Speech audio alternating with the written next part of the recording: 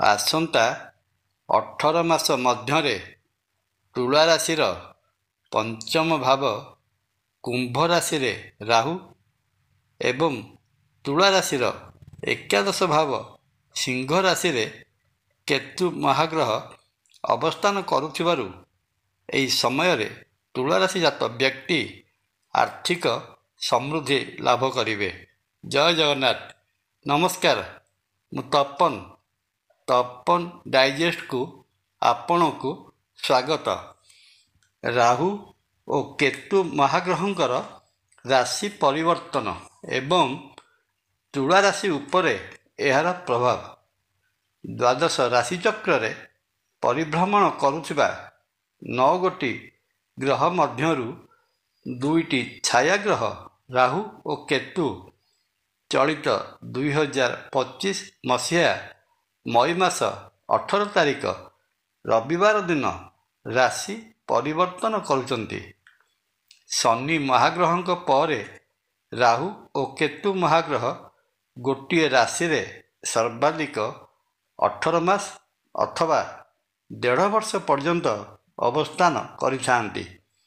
ବୈଦିକ ଜ୍ୟୋତିଷ ଶାସ୍ତ୍ରରେ ରାହୁ ଓ କେତୁ ଉଭୟ ଗ୍ରହଙ୍କୁ ପାପୀ ଗ୍ରହ ବୋଲି ଗ୍ରହଣ କରାଯାଇଥିବା ବେଳେ ରାହୁ ମହାଗ୍ରହଙ୍କୁ କ୍ରୂର ଓ ମାୟାବୀ ଗ୍ରହ ବୋଲି ବର୍ଣ୍ଣନା କରାଯାଇଛି। ତେଣୁ ରାହୁ ଓ କେତୁ ମହାଗ୍ରହଙ୍କର ରାଶି ପରିବର୍ତ୍ତନ ସମଗ୍ର ରାଶିଚକ୍ର ଉପରେ ଗଭୀର ପ୍ରଭାବ ପକାଇଥାଏ। ଏହି ଅବସରରେ ଜାଣିବା ରାଶିଚକ୍ରର ସପ୍ତମ ରାଶି ଶୁକ୍ର ମହାଗ୍ରହଙ୍କର ରାଶି ତୁଳା ରାଶି ଉପରେ ରାହୁ ଓ କେତୁ ମହାଗ୍ରହଙ୍କର ଗୋଚରର ପ୍ରଭାବ କ'ଣ ରହିବାର ସମ୍ଭାବନା ରହିଅଛି। ରାହୁ ମହାଗ୍ରହ ଚଳିତ ମଇ ମାସ 18 ତାରିଖ ରବିବାର ଦିନ ତୁଳା ରାଶିର ଷଷ୍ଠ ଭାବ ମୀନ ରାଶିରୁ ବାହାରି ପଞ୍ଚମ ଭାବ ଶନିଙ୍କ ରାଶି କୁମ୍ଭ ରାଶିରେ ପ୍ରବେଶ କରିବେ। ସେହିପରି ସମାନ୍ତରାଳ ଭାବେ କେତୁ ମହାଗ୍ରହ ତୁଳା ରାଶିର ଦ୍ୱାଦଶ ଭାବର କନ୍ୟା ରାଶିରୁ ବାହାରି ଏକାଦଶ ଭାବ ସୂର୍ଯ୍ୟଙ୍କ ରାଶି ସିଂହ ରାଶିରେ ପ୍ରବେଶ କରିବେ। ତୁଳା ରାଶିର ଅଧିପତି ଶୁକ୍ର ରାହୁ ମହାଗ୍ରହଙ୍କର ମିତ୍ର ହୋଇଥିବାରୁ ତୁଳା ରାଶି ପାଇଁ ରାହୁ ଓ କେତୁ ମହାଗ୍ରହଙ୍କର ଗୋଚର କେତେକାଂଶରେ ଶୁଭ ଫଳ ପ୍ରଦାନ କରିବ।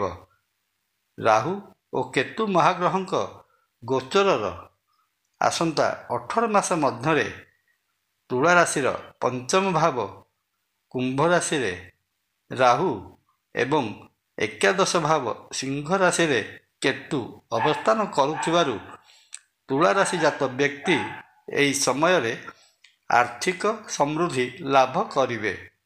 ନୈତିକ ଓ ଅନୈତିକ ଉଭୟ ଉପାୟରେ ଧନ ଉପାର୍ଜନ କରିବାକୁ ପଛେଇବେ ନାହିଁ ଏବଂ ରାହୁ ଐଶ୍ୱର୍ଯ୍ୟ ପ୍ରଦାୟକ ଗ୍ରହ ହୋଇଥିବାରୁ ସମୟରେ ତୁଳା ରାଶି ଜାତ ବ୍ୟକ୍ତିଙ୍କ ପାଖରେ ଧନର ପ୍ରାବଲ୍ୟ ମଧ୍ୟ ଦେଖାଯିବାର ବିଶେଷ ସମ୍ଭାବନା ରହିଅଛି। ଏହା ସହିତ ଏହି ସମୟରେ ତୁଳା ରାଶି ଜାତ ବ୍ୟକ୍ତି ସମାଜରେ ମାନ ସମ୍ମାନର ଅଧିକାରୀ ହେବେ। ନିଜ ବୁଦ୍ଧି ବଳରେ ସାମାଜିକ ତଥା ରାଜନୈତିକ କ୍ଷେତ୍ରରେ ପ୍ରତିଷ୍ଠା ଲାଭ କରିବେ। ଜନସାଧାରଣଙ୍କ ସହିତ ସର୍ବଦା ଯୋଡ଼ି ହୋଇ ରହିବେ।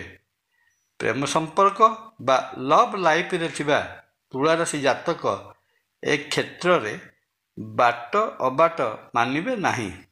ନିଜସ୍ୱ ଇଚ୍ଛା ଜାହିର କରିବା ପାଇଁ ସର୍ବଦା ଚେଷ୍ଟା କରିବେ। ଏପରିକି ଏ କ୍ଷେତ୍ରରେ ମାୟା ରଚନା କରିବାକୁ ମଧ୍ୟ ପଛେଇବେ ନାହିଁ। ଅଧ୍ୟୟନରତ ଛାତ୍ରଛାତ୍ରୀମାନେ ପାଠ ପଢ଼ିବାକୁ ମନ ଭିତରେ ପ୍ରବଳ ଇଚ୍ଛା ପୋଷଣ କରୁଥିଲେ ମଧ୍ୟ ନିଜ ଅଳସୁଆମୀରୁ ଅଧ୍ୟୟନ କ୍ଷେତ୍ରରେ ଅବହେଳା ପ୍ରଦର୍ଶନ କରିପାରନ୍ତି। ତୁଳା ରାଶିର ଏକାଦଶ ଭାବ ସିଂହ ରାଶିରେ ଅବସ୍ଥିତ କେତୁ ମନ ଭିତରେ ରହିଥିବା ବହୁଦିନର ଇଚ୍ଛାକୁ ପୂରଣ କରିବା ପାଇଁ ଚେଷ୍ଟା କରିବା ସତ୍ତ୍ୱେ ହେଲେ ରବି ଗ୍ରହ ଅଥବା ସୂର୍ଯ୍ୟଙ୍କ ବିନା ସହାୟତାରେ ତାହା ସମ୍ପୂର୍ଣ୍ଣ ହେବା କଷ୍ଟକର ହେବ। ତେଣୁ ଆୟ ଭାବର ଅଭିବୃଦ୍ଧି ପାଇଁ ଭଗବାନ ସୂର୍ଯ୍ୟ ନାରାୟଣଙ୍କୁ ପ୍ରାର୍ଥନା କଲେ ତାହା ଶୀଘ୍ର ଫଳବତୀ ହେବ। ସ୍ୱାସ୍ଥ୍ୟ ଦୃଷ୍ଟିରୁ ଦେଖିବାକୁ ଗଲେ ଜଣାଯାଏ ଯେ ରାହୁ ଓ କେତୁ ମହାଗ୍ରହଙ୍କ ଚଳନରୁ ଆସନ୍ତା 18 ମାସ ସମୟ ତୁଳାରାଶିଜାତ ବ୍ୟକ୍ତିବିଶେଷଙ୍କୁ ମାନସିକ ସ୍ତରରେ ଉଦ୍ବେଳିତ କରିପାରେ। ରାହୁଙ୍କର ନବମ ଦୃଷ୍ଟି ତୁଳାରାଶି ଉପରେ ରହୁଥିବାରୁ ଏହି ସମୟରେ ତୁଳାରାଶିଜାତ ବ୍ୟକ୍ତି ଡିପ୍ରେସନ୍ ବା ମାନସିକ ଅବସାଦର ଶିକାର ହୋଇପାରନ୍ତି। ଚର୍ମଗତ ରୋଗରେ ପୀଡ଼ିତ ହେବାର ସମ୍ଭାବନା ମଧ୍ୟ ଦେଖାଯାଉଛି। ମାନସିକ ବ୍ୟଗ୍ରତାରୁ ମଧୁମେହ ବା ଡାଇବେଟିକ୍ ରୋଗ ଆକ୍ରାନ୍ତ କରିବାର ସମ୍ଭାବନା ରହିଅଛି। ଏ ତ ଗଲା ମୋଟାମୋଟି ଭାବରେ ତୁଳାରାଶିଜାତ ବ୍ୟକ୍ତିଙ୍କ ପାଇଁ ରାହୁ ଓ କେତୁ ଚଳନର 18 ମାସ ପାଇଁ ବିଶେଷ ଫଳାଫଳ। ରାହୁ ଓ କେତୁ ଗ୍ରହଙ୍କର ଗୋଚରରେ ରହିଥିବା ଅଶୁଭତ୍ୱକୁ ଦୂର କରି ଶୁଭ ଫଳ ପାଇବା ନିମନ୍ତେ ତୁଳାରାଶିଜାତ ବ୍ୟକ୍ତି ମା ଦୁର୍ଗାଙ୍କର ଶରଣାପନ୍ନ ହୁଅନ୍ତୁ। ଦେବଦେବ ମହାଦେବଙ୍କ ପାଖରେ ଅଭିଷେକ କରାଇଲେ ନିଶ୍ଚିତ ତାହା ଫଳଦାୟକ ହେବ ଏବଂ ପରିଶେଷରେ ଶ୍ରୀକ୍ଷେତ୍ର ପୁରୀରେ ବିରାଜିତ ମହାବିଷ୍ଣୁ ଶ୍ରୀ ଜଗନ୍ନାଥ ମହାପ୍ରଭୁଙ୍କୁ ଦର୍ଶନ କଲେ ରହିଥିବା ସମସ୍ତ ଦୋଷ ଖଣ୍ଡନ ହୋଇ ସମସ୍ତ ମନସ୍କାମନା ପୂରଣ ହେବ। ଜୟ ଜଗନ୍ନାଥ।